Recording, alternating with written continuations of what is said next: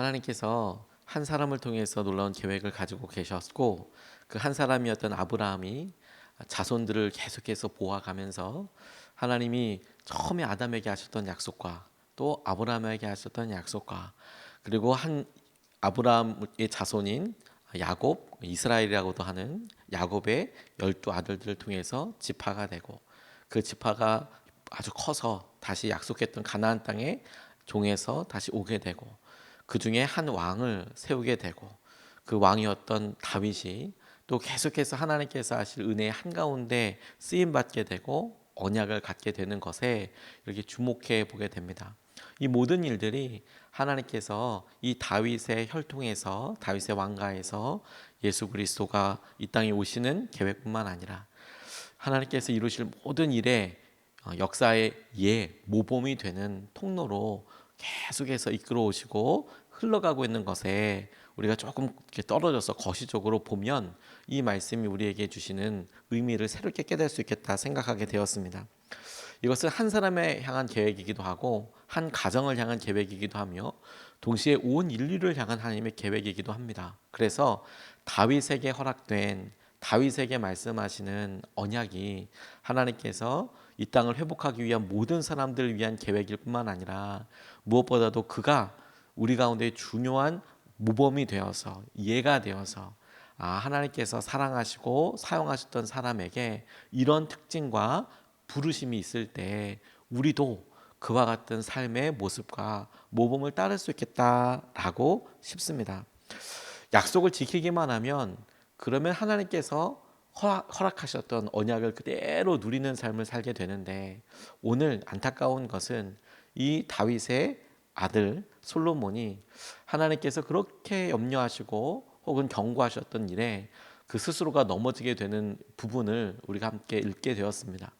다윗의 길을 갈 것인가, 여로보암의 길을 갈 것인가, 삶의 순간순간마다 선택하게 되는데, 이제 안타깝게도 다윗의 온전한 길을 가지 않았던 첫 번째 걸음을 오늘 솔로몬에게서 보게 되는데, 이것을 통해서 하나님께서 우리에게 주시는 도전과 기도 제목을 같이 붙잡고 싶습니다.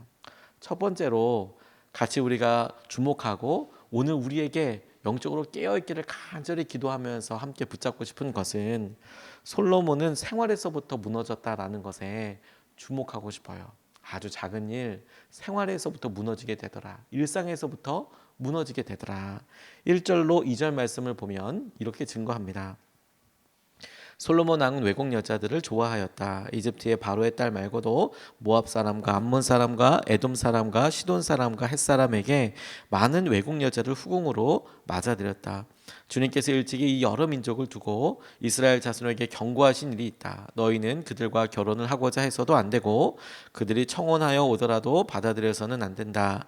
분명히 그들은 너희의 마음을 그들이 믿는 신에게로 기울어지게 할 것이다 하고 말씀하셨다.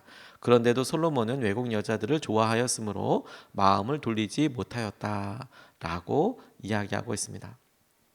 저는 이 말씀에 대해서 솔로몬의 어떤 특별한 어떤 행동, 특별한 어떤 모습을 주목하기보다 우리의 삶에서 솔로몬이 가지고 될 수 있었던 어떤 변명과 그가 할 수 있었던 합리화에 대해서 조금 더 주목해 보게 되었습니다. 솔로몬이 많은 여자들, 후궁들을 이렇게 두었다라고 성경은 나와 있는데, 이것이 왕에게는 조금 다른 의미로서의 의미가 해석이 가능한 부분이 있습니다. 무슨 말인가 하면, 당시의 사람들이, 특별히 왕들이 다른 나라와 조약을 맺고 그리고 평화를 약속하기 위해서 주로 행했던 방법이 뭐였냐면 결혼이라는 방법이었습니다. 두 왕국이 서로 사돈지간이 되거나 혹은 서로 부부 관계처럼 이런 일을 이렇게 협정을 맺으면서, 평화 협정을 맺으면서, 그래서 협정을 맺은 것으로 인하여서 저들이 우리를 쳐들어오지 않으려니, 전쟁은 일어나지 않으려니, 이런 식의 방법으로 서로 조약을 맺는 것이 일반적인 일이었다는 점을 주목하게 됩니다. 그러니까 솔로몬의 입장에서는 주위에 있는 여러 나라와 평화를 유지하기 위해서는 어쩔 수 없었습니다.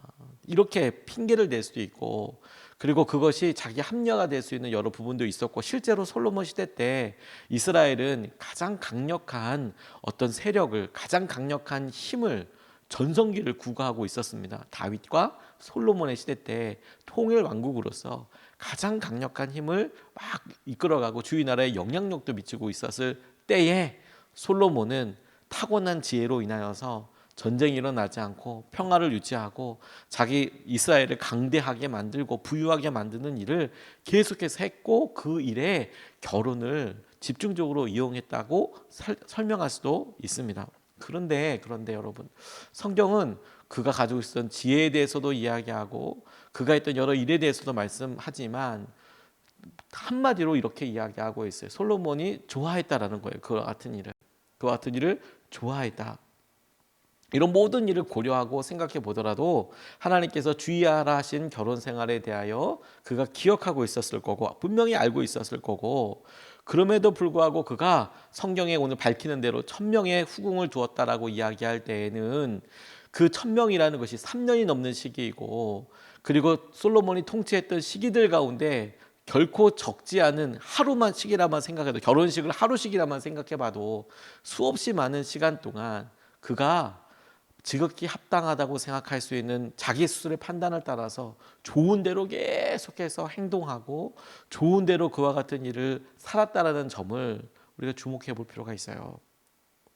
오히려 우리의 삶에 우리가 여러 일상의 일들을 가만 보면 우리가 좋아하고 혹은 우리가 합류하고 있는 여러 일들에 하나님께서 기뻐하시지 않는 일들이 이렇게 벌컥벌컥 속해 있는 것이죠. 그런데 우리는 그런 일들을 처음서부터 애써 선택한다 혹은 난 그걸 좋아해 라고 이야기하지 않고 수없이 많은 우리 스스로 합리적으로 이야기할 수 있고 합리화시킬 수 있고 합당한 여러 이야기를 대면서 그렇게 하루하루를 사는 것 같지만, 정작 평생을 놓고 보고 정작 우리의 삶의 중요한 시기를 쭉 지나놓고 보면 1000명의 후궁을 얻은 것처럼 우리의 삶에 우리의 좋은 대로, 심지어 하나님께서 원치 않은 대로 결정하고 살아가는 일들이 우리에게 얼마든지 충분히 있을 수 있는 것이고 실제로 그렇게 있게 되는 경우를 보게 됩니다. 이게 우리에게 되게 중요하다고 싶어요. 솔로몬이 외국 여자를 좋아하고 많은 후궁을 맞아들였고, 그리고 그들과 마주하는 일들, 대화하고 일상을 보내는 여러 말들, 그리고 그 중에 아이가 생기면 아이에 대해서 이야기하고, 그리고 사신이 오면 맞게 되고 맞을 때 함께 아내와 맞게 되는 일도 있고, 이런 여러 일들을 통해서 솔로몬이 계속해서 조금씩 무너지게 된 거예요. 솔로몬은 하나님을 떠나려고 한 적도 없고 열심도 있었지만 날마다 반복되는 그런 일들이 바로 아버지 다윗이 어떻게 살았는지 그가 보았고, 그도 실제로 그런 여러 일들에 대해서 소리도 들었고, 심지어 다윗의 충신들이 다 남아 있었음에도 불구하고 솔로몬은 마음을 붙잡지 못했어요. 그게 뭐냐면 그의 일상과 그가 생각했을 때 큰 정치적인 업적이나 사건이나 이런 것들 때문에 무너진 게 아니고 정작은 그의 생활 때문에 무너지게 되더라는 거예요. 그가 날마다 무엇을 좋아하고 무엇을 따라가는지가 그가 하나님께로부터 분노 앞에 서게 되고 하나님께서 미워하시는 일을 하게 되는 데까지 닿게 되더라는 거예요. 그래서 점검해 보게 됩니다. 우리는 솔로몬을 보고 우리는 왕도 아니고 왕이 당시에 했던 여러 방법처럼 많은 후궁을 거두고 이런 거 아닐지 몰라도, 그런데 우리도 왕이었던 솔로몬이 선택했던 방법대로 그래 이게 가장 지혜로운 방법이지, 이건 작은 일이야, 이건 아주 작은 일이야, 혹은 이건 일상에 아주 반복되는 일이잖아, 누구도 다 그렇게 살아, 옆나라 왕도 그래처럼 옆집도 그렇게 해, 수없이 그렇게 얘기하면서 어느 순간에 선을 쏙 넘어가 버리고 하나님께서 보시기에 네가 사실은 그 일을 좋아하는 거야, 그리고 그 일은 하나님께서 기뻐하시지 않는 거야 하는 일을 우리도 하고 있을 수 있겠다고 싶어요. 우리의 일상에서부터 무너지지 않도록, 생활에서부터 무너지지 않도록 주님을 바짝 붙잡아야겠다라고 함께 기도하고 싶어요. 두 번째로 붙잡게 되는 것은 그런 솔로몬을 향한 분노, 하나님께서 분노하셨다라는 점을 주목하고 기도하고 싶습니다. 오늘 6절과 9절로 10절 말씀을 보면 이렇게 증거하고 있습니다. 주님 앞에서 악행을 하였다. 그의 아버지 다윗은 주님께 충성을 하였으나 솔로몬은 그러하지 못하였다. 9절 이와 같이 솔로몬의 마음이 주 이스라엘의 하나님을 떠났으므로 주님께서 솔로몬에게 진노하셨다. 주님께서는 2번씩이나 솔로몬에게 나타나셔서 다른 신들을 따라가지 말라고 당부하셨지만 솔로몬은 주님께서 하신 말씀에 순종하지 않았다고 이야기하고 있습니다. 우상을 숭배하는 일로 인하여서 하나님께서 솔로몬에게 진노하셨습니다. 말씀드렸듯이 처음부터 그렇게 한 것이 아니었고 여러 아내를 얻게 되면서 성경이 경고하였던 대로 그러면 그들이 너의 마음을 돌이키게 될 거야. 왕의 마음을 이방 신들의 마음으로 돌이키게 될 거야. 그래서 주위의 여러 민족들이 혹여나 결혼으로 어떤 화친을 맺게 하고 평화를 얻는 조약을 맺게 하지 마라. 네가 시도도 하지 말고 그런 시도가 오더라도 바치든 말아라. 이렇게 계속 이야기하셨지만 솔로몬은 당장 보이는 여러 일들 통해서 그걸 넘어서게 됐고 그렇게 넘어서다 보니 자연스럽게 우상 숭배도 하게 되고 우상 숭배를 하다 보니 그 신에 대해서 도저히 세울 수 없는 자리에 그런 우상을 세워놓기도 하고 자기도 거기다 절하기도 하고 그렇게 했다는 겁니다. 그랬더니 하나님께서 그를 돌이키시고 아끼셔서 돌이키시려고 2번이나 나타나셔서 그러면 안 된다라고 이야기하셨다라는 거예요. 주님께서 솔로몬에 대해서 분노하셨다 이렇게 이야기하고 있습니다. 그가 다윗과는 전혀 다른 행보를 걷기 시작해요. 그런데 하나님이 그를 돌이키시려고 2번이나 나타나셔서 말씀하셨지만 이 말씀에 순종하지 않은 것이 다윗의 길에서 떠나는 첫 번째 단계였다는 거예요. 하나님이 말씀하시고 하나님께서 그를 돌이키시기 위해서 찾아오시고 그에게 말했던 것에 순종하지 않는 것이 다윗의 길, 하나님께서 언약을 주시고 약속하신 은혜의 길을 떠나는 그 길을 떠나게 되는 첫 번째 스텝 행보였다는 겁니다. 하나님의 말씀을 떠나는 것. 그게 하나님의 분노 앞에 서게 되는 결정적인 이유여서요. 주님은 끊임없이 우리를 돌이키시려고 하십니다. 주님은 우리에게 말씀하시고 그 말씀을 따라서 우리를 인도하세요.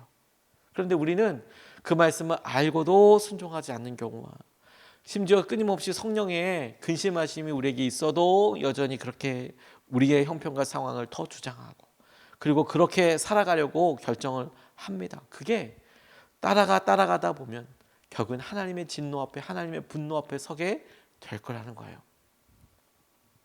이와 같은 일이 다윗 바로 전에도 있었습니다. 사울 왕에게서 볼 수 있어요. 하나님께서 사울을 왕으로 선택하시고 그가 왕으로서 많은 사람들에게 유명세도 인기도 얻었지만 실제로 그가 처음에 벌였던 전쟁에서는 엄청난 승리 대승들을 했습니다. 그래서 이스라엘이 한 국가가 되고 국가로서의 초석을 다스리는 데 있어서 다지는 데 있어서 사울 왕의 역할이 지대했습니다. 그런데 그가 항상 한참 그렇게 피크를 향해서 절정을 향해서 나아가게 될 때 성경은 그의 삶과 그의 전쟁에서 일어나는 행동을 부각시키면서 이렇게 이야기해요. 그가 하나님의 말씀을 버렸다고. 그가 아말렉 사람을 전쟁하면서 이 아말렉 사람은 처음에 출애굽할 때부터 하나님께 미움받고 뭐 전쟁을 하면서 있어요. 수없이 많은 일들이 있으면서 완전히 진멸해야 될 것에 대해서 이야기했는데 그런데 사울 왕은 그들 중에서 좋은 양들, 재물들을 남기면서 이거 하나님께 바치려고 그러는 거예요. 이거 그렇게 사람을 살려두고 또 재물을 살려두고 그렇게 놔뒀습니다. 그런데 하나님께서 사무엘을 통해서 이렇게 얘기하세요. 왕이 하나님의 말씀을 버렸다. 그런데 하나님께서는 당신을 버렸다. 사울은 단 한 번도 하나님을 버린 적이 없어요. 그런데 하나님은 사울이 하나님의 말씀을 버린 것을 보고 하나님의 말씀에 순종하지 않는 것을 보고 하나님이 말씀하셨음에도 불구하고 따르지 않는 것을 보고 하나님은 그것이 말씀을 버린 행동이라고 말씀하셨을 뿐만 아니라 그 말씀을 버린 것을 통해서 하나님은 사울을 더 이상 사용하지 않으셨습니다. 이것은 여러분 우리에게 굉장히 중요한 영적인 도전뿐만 아니라 중심을 잡게 해요. 하나님 오늘도 우리가 사소하고 작아 보이는 일에 하나님께서 쓰시는 간절함과 마음을 다하여서 정성을 다하여서 순종하고 주님 앞에 온전한 충성된 마음으로 살게 해달라고 다시 한번 고백하게 합니다. D.L. 무디가 그의 성경책에 표지에 이렇게 써놓았다고 그래요. 자신이 성경을 막 읽으면서 그가 성경을 읽을 때마다 true, 이건 뭐 proved, 뭐 이건 증명되었다, 뭐 이렇게 표시하기도 하고 했지만 그의 표지에는 이렇게 써놨다고 그래요. 이 책이 성경을 말하는 거겠죠. 이 책이 당신을 죄로부터 멀어지게 하든지 죄가 당신을 이 책으로부터 멀어지게 하든지 둘 중에 하나일 것이다. 이 책이 성경이 당신을 그 표지를 읽는 무디 본인 스스로에게 이 책을 무디 너 자신을 죄로부터 멀어지게 하든지 죄가 당신을 무디 나 자신을 이 책 성경으로부터 멀어지게 하든지 둘 중 하나가 되게 할 것이다. 성경 말씀은 우리를 죄로부터 멀어지게 하든지 아니면 죄가 우리를 성경 말씀으로부터 멀어지게 하든지 그 둘이 계속 일어나고 있는 거예요. 계속 일어나고 있는 거예요. 말씀을 많이 알고 많이 말씀을 들었던 것은 우리의 삶에 우리가 실제로 순종하지 않고 그 일을 의지하지 않으면 그러면 어쩌면 아주 중요한 핵심과 본질을 빼놓고 아니면 어쩌면 순종하지 않는 것이라고 이야기할 수밖에 없는 상황을 우리에게 준다고 싶어요. 오늘도 여러분 우리가 마음을 다해서 주님의 은혜와 마음을 따라 나아가게 되기를 주님의 이름으로 도전하고 축복합니다. 오늘 두 가지 말씀을 같이 나눴습니다. 솔로몬은 처음서부터 뭐 이렇게 뭐 어마무시하게 이런 게 아니고 뭐 전쟁 때문에 무너진 거 아니고 기근 때문에 무너진 거 아니고 환난 때문에 무너진 거 아니고 생활에서부터 무너졌습니다. 그가 좋아했던 일을 따라가게 되고 왕이기 때문에 했던 여러 일들. 그런데 실제로 성경은 그게 네가 좋아했기 때문이다. 어쩔 수 없이 이렇게 얘기하지 않고 네가 좋아했기 때문이다. 그게 멸망하는 단초였습니다. 하나님 뜻대로 살지 않는 것. 두 번째, 솔로몬을 향한 하나님의 분노의 내용을 보니까 하나님의 말씀대로 살지 않는 것에서부터 시작되더라. 이것을 붙잡고 두 번 나눠서 같이 기도하겠습니다. 첫 번째로 주님, 일상의 작은 일들로부터 영적으로 깨어서 주님을 의지하게 해달라고 기도하겠습니다. 여러분 우리가 좋아서 그냥 선택하고 이렇게 하지만 가만 보면 뭐 유튜브든 뭐든 작은 일들부터 계속 하는데 하루를 이렇게 쭉 보면 어머나 하나 본 것 같은데 1시간 받고 3시간 받고 어머나 나는 말을 이렇게 한 번 얘기한 것 같은데 10사람에게 있고 100사람에게 하는 경우도 엄청 많습니다. 나는 무너지는 것을 한 번 했다고 싶지만 실제로는 10번도 하고 30번도 하고 100번도 할 수 있습니다. 일상의 작은 일들부터 영적으로 깨어서 주님을 의지하게 하여 주십시오. 주님 말씀을 붙잡게 하여 주십시오. 우리가 첫 번째로 같이 함께 기도하겠습니다.